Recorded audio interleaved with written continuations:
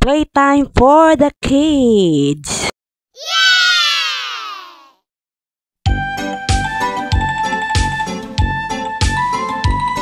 Sinamahan sila ni Lola na mamasyal sa playground na ito at tuwang-tuwa ang mga bata dahil nakalabas na naman sila sa kanilang lungga.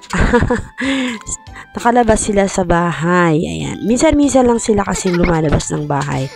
Kaya naman, ang laking tuwa nila dahil nakapag-explore muli ang kanilang mga kaisipan, ang kanilang katawan ay na-exercise, mga buto at mga muscles. At tuwang-tuwang pinapanood ni mamala nila ang mga batang ito habang sila ay masayang naglalaro. Ayan si Bunsong Kulot. Ayan naman si Diko at si Ate. Sila-sila lang naman tatlo ang magkakalaro. At sila-sila ang araw-araw ay nagkikita-kita.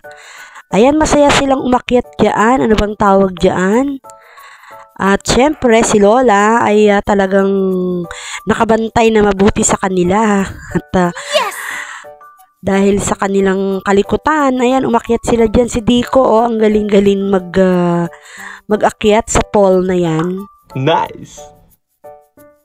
Dito nila na-exercise o nagagamit yung kanilang creativity. Wow! At yung mga kanilang mga muscle to, mga buto-buto. At muscles ay na-exercise din. Ginawa talaga ito para sa mga bata, para sa ganyan. Nakakatuwa silang panoorin. Hala, sige, di ko akyat. At ayan naman si Bunso at si Ate, andun sa duktok ng akyatan na ito. Ayan, sila'y masayang naghahabulan.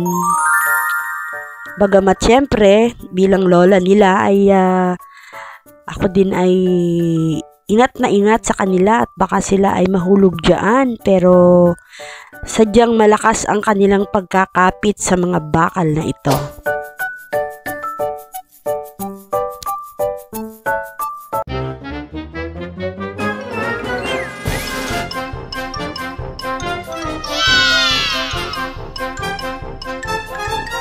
Salamat po muli sa inyong suporta at sa inyo pong panonood sa akin pong mga content. Thank you very much and Yahweh bless you. See you on my next video. Thank you for watching.